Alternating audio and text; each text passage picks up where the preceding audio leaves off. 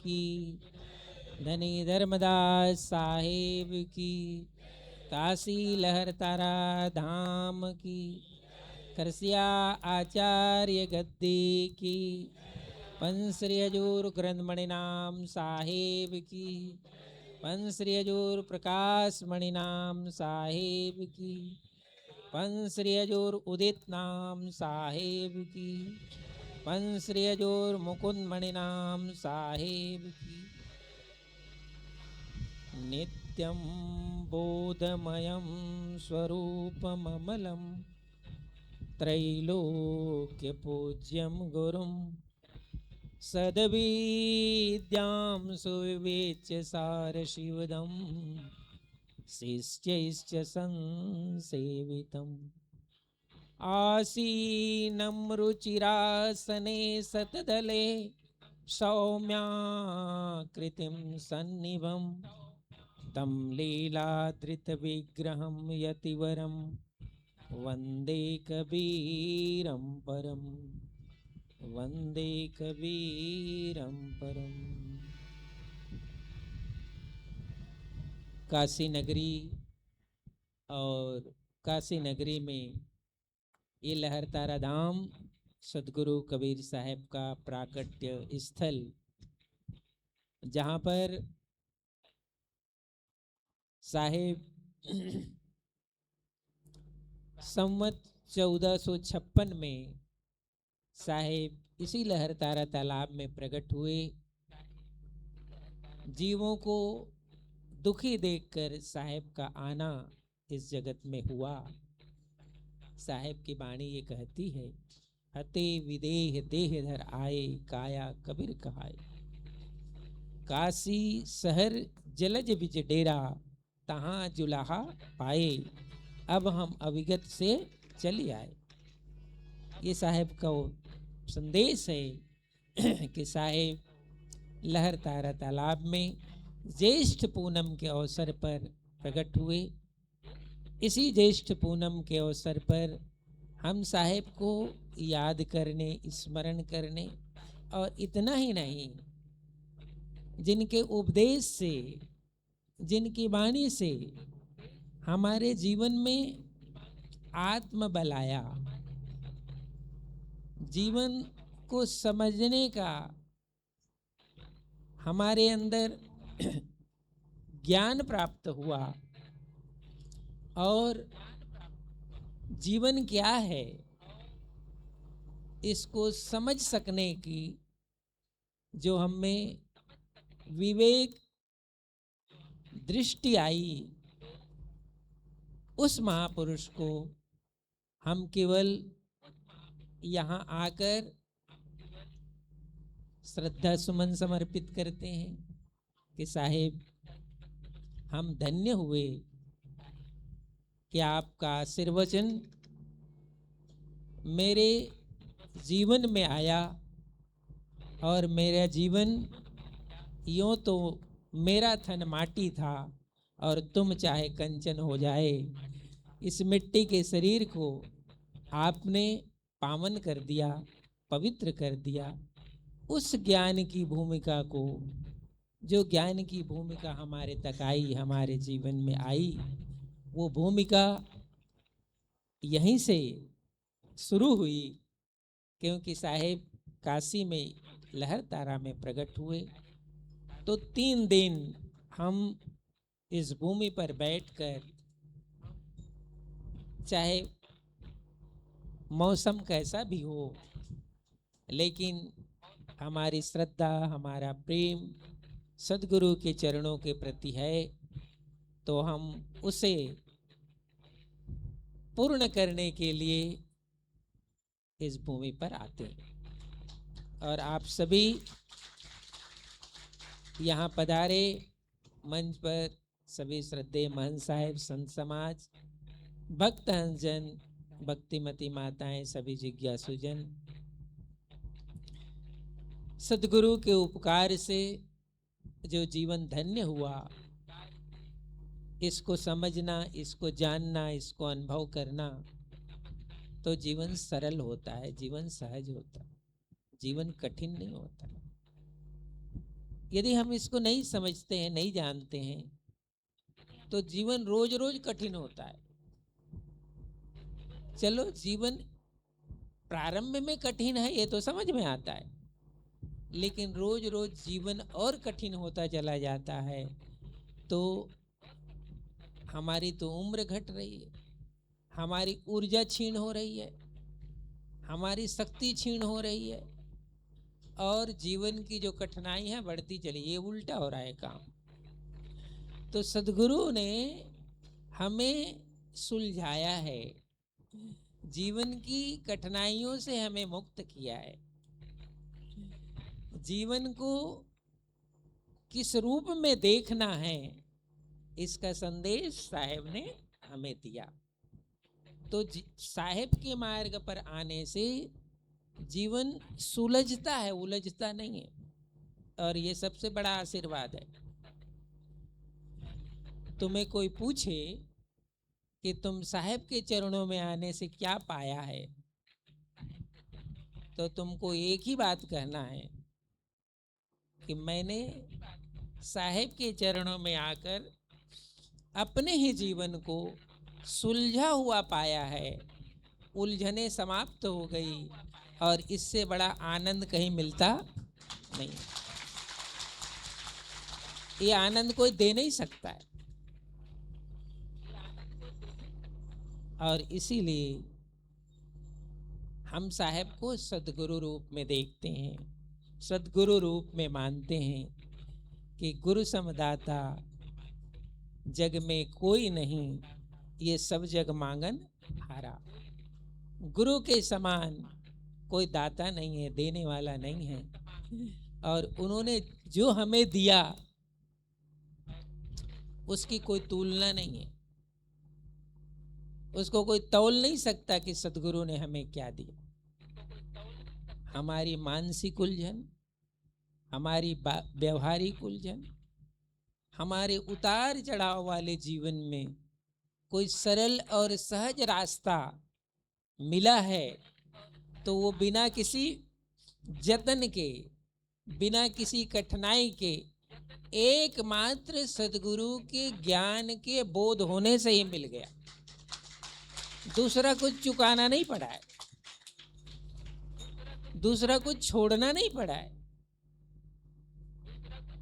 बोध को उपलब्ध होते हैं। जैसे रात में तुम सोए हो, स्वप्न देख रहे हो, स्वप्न में तुम्हें कोई हिंसक पशु दौड़ा रहा है और तुम भाग रहे हो डर से। अब वो मेरे नजदीक आएगा तो मुझे मार ही डालेगा, ये सिचुएशन हो जाता है, स्वप्न होता है।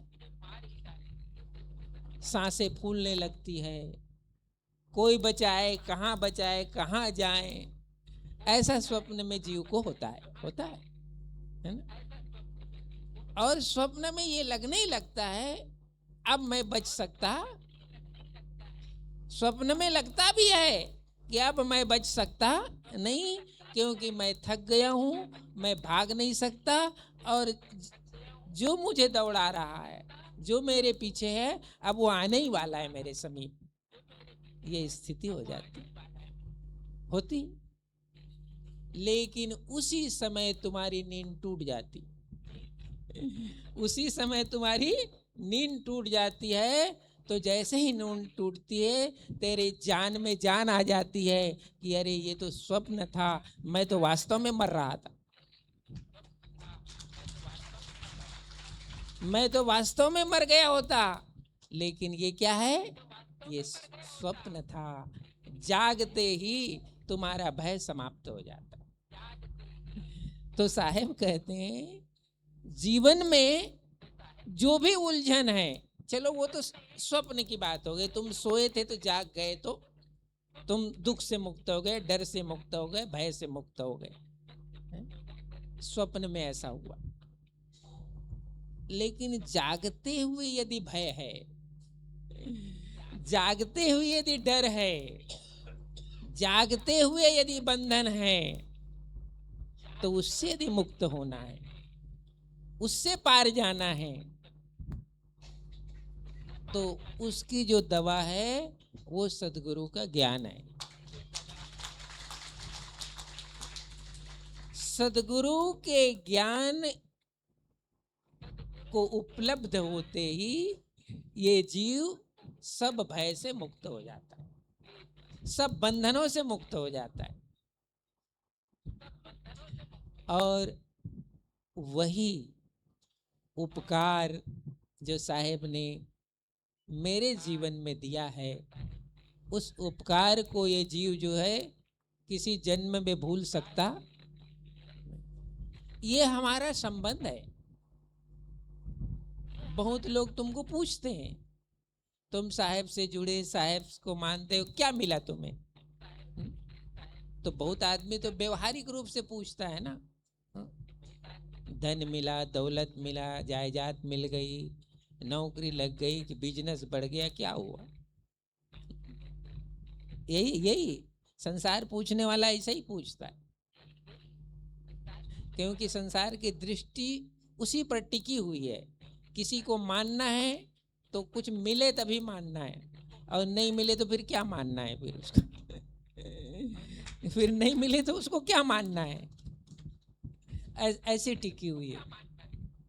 ऐसा नहीं, सदगुरु कबीर साहब के ज्ञान को श्रवण करके या गुरु के ज्ञान को श्रवण करके हम जीवन की यात्रा की हकीकत को जानते हैं, जीवन क्या है उसको जानते हैं, और बंधन क्या है उसको जानते हैं, दुख क्या है उसको जानते हैं, और मेरी यात्रा कहाँ है और कहाँ जाएगी इसको जानते हैं।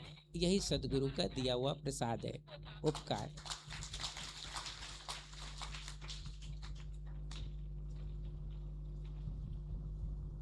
ये सदगुरु ने दिया है, और वही साहेब के आज इस प्राकट्य उत्सव पर हम यहाँ पर आए हुए, यहाँ पर हम उसे ले आए हैं कि साहेब हम धन्य हो गए कि ये दृष्टि मिली, ये ज्ञान मिला, ये बोध मिला, और धीरे धीरे धीरे धीरे मेरे जीवन से सब बंधन समाप्त हो गए। और दूसरी चीज, ज्ञान और अज्ञान का जो बंधन है वो बाहर भी इस जीव को बांध देता है, बाहर भी बांधता है, केवल अंदर अंदर ही नहीं बांधता है, वो बाहर भी बांध देता है। लेकिन अंदर आप इतने ताकतवर हो तो बाहर के बंधन का प्रभाव इस जीव पर नहीं पड़ता है, बाहर का बंधन का प्रभाव जीव पर पड़ता नहीं। ये ज्ञान साहेब ने हमें दिया है, और इसीलिए हम सभी साहेब के उन्हीं कृपा को स्मरण करते हुए आज ज्येष्ठ पूनम के अवसर पर हम तो इस YouTube चैनल के माध्यम से ये भी कहते हैं, जो इसे सुन रहे हैं, इसे देख रहे हैं, वो कहीं भी हों, यदि कबीर साहब के एक शब्द का उपकार भी तुम्हारे जीवन में है तो तुम साहेब के प्राकट्य उत्सव के दिन उस उपकार को स्मरण करना, भूलना नहीं, उस उपकार को स्मरण कर लेना कि मेरे जीवन में कुछ आया है। वो क्या है? और वो आया है तो आज मैं क्या हूं, इसको स्मरण करना, और इसको स्मरण करने से ही आपको ये अनुभव होगा कि मैं क्या था और क्या हो गया।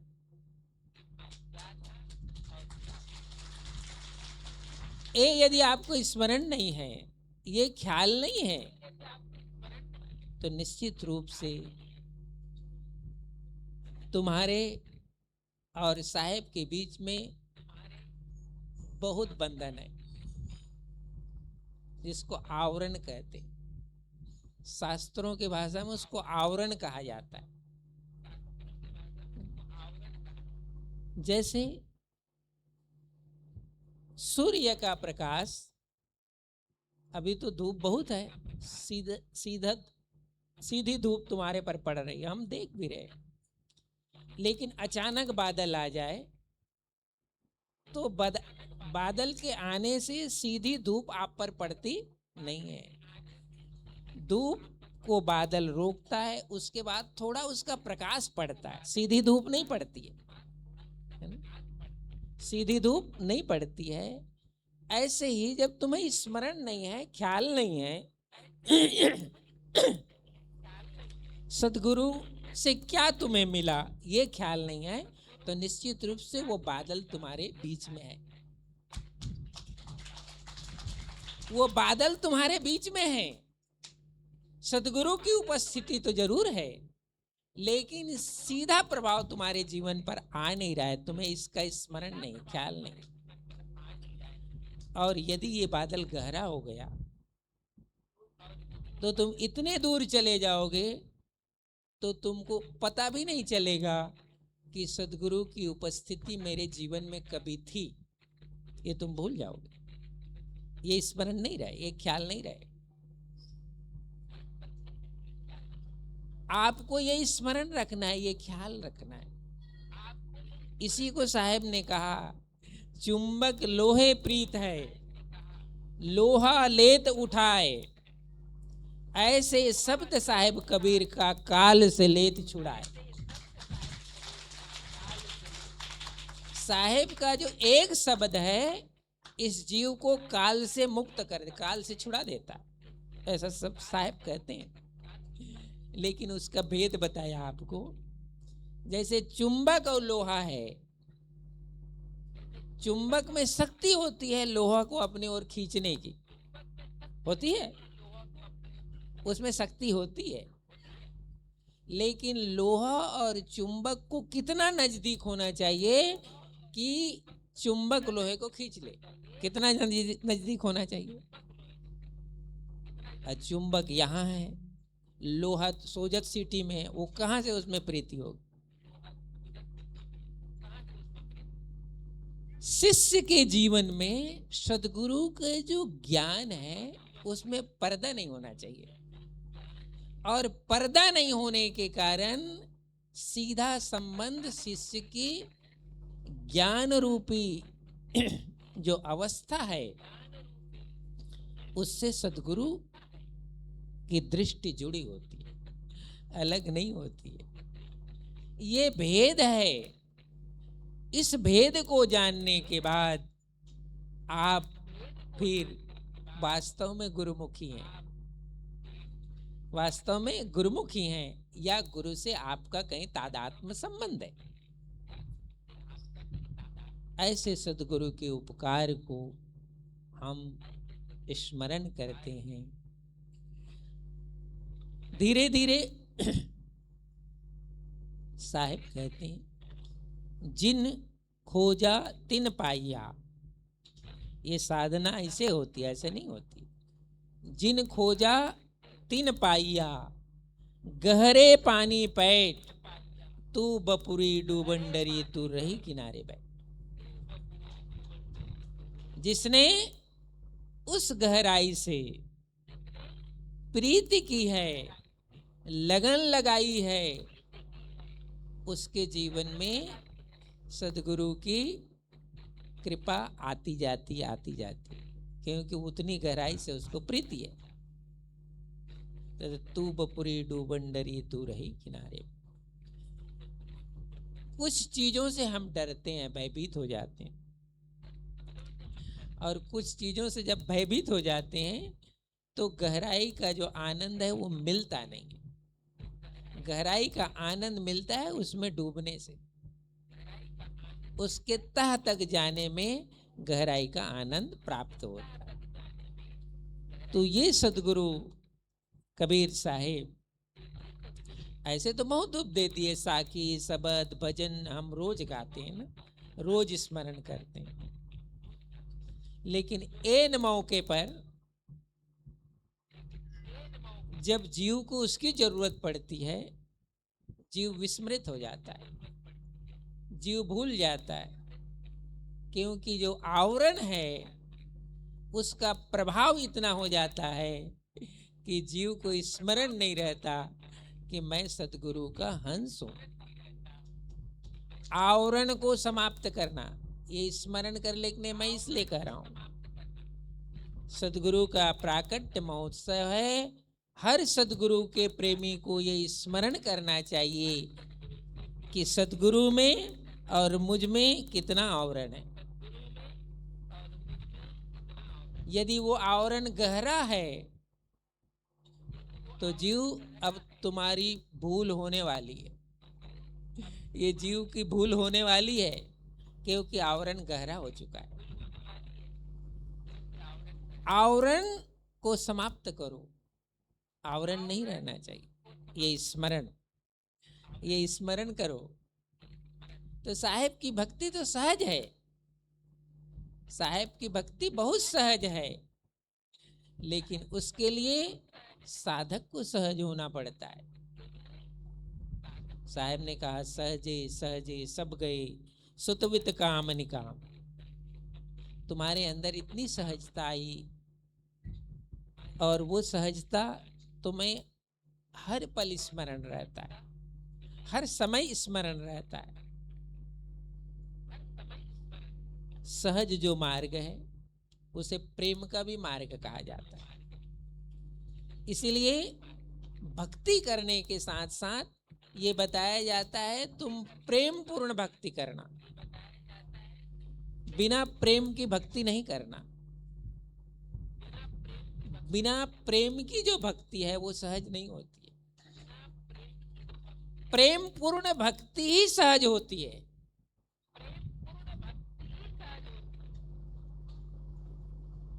तुम्हारी चेतना, जैसे तुम रात सोकर उठते हो,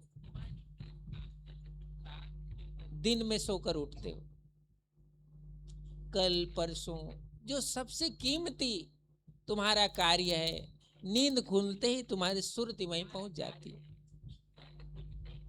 तुम्हारी सुरति वहां पहुंचती है, उसको कोई किसी को आमंत्रित करना नहीं पड़ता कि तुम वहां चलो, किसी को आमंत्रित करना नहीं पड़ता कि तुम वहां चलो, क्योंकि कल ही तुमने हमें अपने मनोमस्तिष्क पर बैठा लिया था कि ये बहुत इंपॉर्टेंट है। तो जैसे ही नींद खुलती है, पहला ही ख्याल आते ही तुम वहां पहुंच जाते हो, आप वहां पहुंच ही जाते हो। कोई तुम्हें नहीं कहता है कि तुम्हें वहां चलना है, तुम सहज चले जाते हो।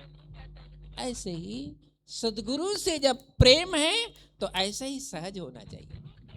कोई तुम्हें आमंत्रित नहीं करता है, कोई तुम्हें बुलाता नहीं है, लेकिन जैसे ही हम चेतना में आते हैं हम सहज उस मुकाम पर चले जाते हैं। भक्ति में जो प्रेम है वो इतना सहज होना चाहिए। साहेब ने कथा सुनाते सुनाते कितने भक्तों को कथा सुनाया कि सहज मार्ग क्या है। ये सहज मार्ग है। तो इष्ट से जो भक्ति है आपके जीवन में वो सहज हो जाना चाहिए। इसलिए लोग कहते हैं ना, सुमरन, माला फेरना, सुमरन करना। साहेब पूछते हैं, साहेब हम माला किस समय फेरें और हाथ से फेरें कि क्या करें? ये कहते हैं ना, ये बच्चे हैं ना, जब बच्चा छोटा होता है तो उसको चलने के लिए हाथ उसकी माँ उठाएगी, थोड़ी देर चलाएगी, फिर छोड़ देगी तो वो गिर जाता है। लेकिन धीरे धीरे धीरे धीरे वो चलना सीख जाता है। जब चलना जब सीख जाता है तो माँ भी बेफिक्र हो जाती है कि अब इसको चलाने की जरूरत नहीं, वो अपने ही चल लेगा। तुम्हारा सुमरन भी ऐसा ही होता है।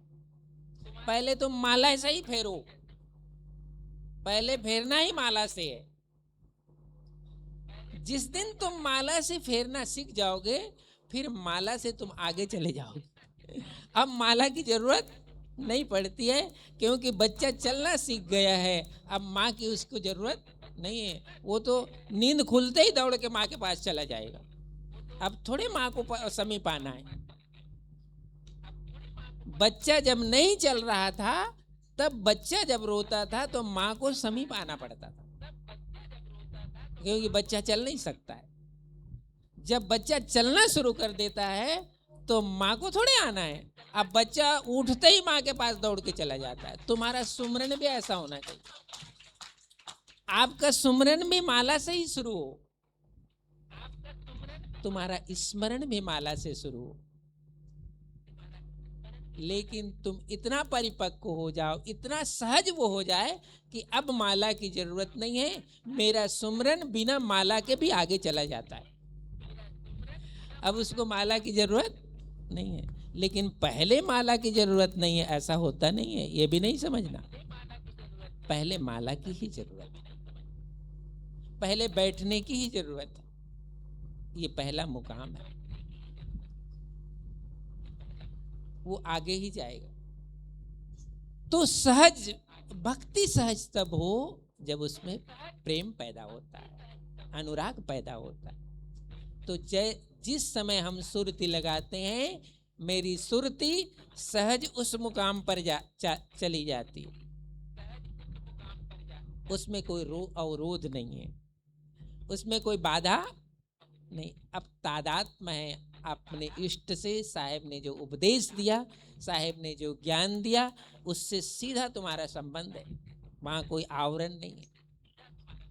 इन भक्ति और साधना का साहेब ने संदेश दिया। ये साहेब के पंथ के साधकों के लिए उपदेश। दूसरे लोगों की तो गांठ ही इतनी बंधी हुई है कि जगत में चोरी है, हिंसा है, झूठ है, प्रपंच है, तो अभी तो उसी गांठ को खोलना है, भजन तो उससे होने वाला नहीं है। अभी तो उसी गांठों से वो भरा पड़ा हुआ है उसका जीवन, उन्हीं गांठों को खोलना है। साहेब का जो शब्द है, उस शब्द में ऐसी ताकत है कि साधक को अंदर की गांठ खुलाता है और व्यवहारिक आदमी को व्यवहार की गांठ खुलाता है। एक ही शब्द में दो ताकत है, समझे कि नहीं? साहेब की एक शब्द में ये ताकत है, व्यवहार में चलने वाले व्यक्ति को व्यवहार की गांठ को से मुक्त कर देता है और आध्यात्म में चलने वाले साधक को आध्यात्म की गांठ से वो मुक्त कर देता है। ये साहब की देन है। आपकी दृष्टि, आपकी उपस्थिति किधर है? बाहर की गांठ खोलना है कि अंदर की गांठ खोलना है, कि अभी दोनों में गांठ है? इसलिए सदगुरु के चरणों तक जब कोई जीव, कोई हंस पहुंचता है तो पहले उसकी बाहर की गांठ खोली जाती। बाहर की गांठ सदगुरु के शब्द से खुल गई, अब तेरी अंदर की गांठ खोलेगी। अंदर की गांठ खोलने के लिए भक्ति में प्रेम चाहिए जो सहज हो।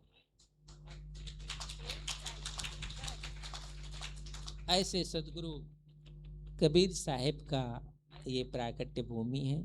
इतना बड़ा जिन्होंने उपकार किया है, इस जीव पर जो उपकार किया है, अब जब वही समझ में नहीं आता, उसे ही हम जान नहीं पाते, अब तो साहब तुम्हारे लिए बहुत दूर है, फिर जन्मों जन्मों की दूरी है। कितनी दूरी है? जन्मों जन्मों की दूरी रह जाएगी। तो ऐसे सदगुरु कबीर साहिब का ये प्राकट्य उत्सव है और हम उस पुण्य भूमि पर आए हैं जहाँ पर पंच श्री हजूर उदित नाम साहेब ने 1967 में 1967 में पहली बार इस लहर तालाब में सतनाम का झंडा गाड़ा था। उस दिन साहेब ने सतनाम का झंडा गाड़ा था जब यहाँ केवल तालाब था। आज साहेब तो दूर नहीं है, वो देख ही रहे होंगे, क्योंकि गुरु तो अजर अमर रूप में होते हैं। अजर अमर रूप में तो वो देखते ही होंगे कि जहाँ मैंने झंडा गाड़ा था वहाँ पर मेरे हंस, मेरे जिज्ञासु आज बैठे हुए हैं और मेरे संकल्प को आज वो पूरा कर रहे हैं, वो देख ही रहे हैं। तो ऐसे साहेब के प्रागट्य दिवस पर आप सब आए हैं। आप सबके लिए ढेर सारे शुभकामनाएं, आशीर्वाद।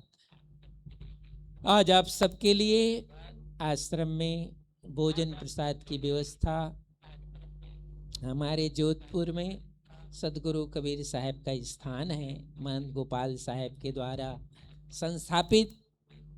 उस स्थान में माताजी साध्वी सूरज कंवर माताजी अभी कुछ महीने पहले उनका सतलोक गमन हुआ है। तो उन्हीं के स्मृति में उनके पुत्र सतप्रकाश जी और उनके परिवार की ओर से आज की भी और कल की भी भोजन प्रसाद की व्यवस्था उनके तरफ से है। तो साहेब की ओर से माता सूरज कंवर के परिवार को ढेर सारी शुभकामनाएं, आशीर्वाद।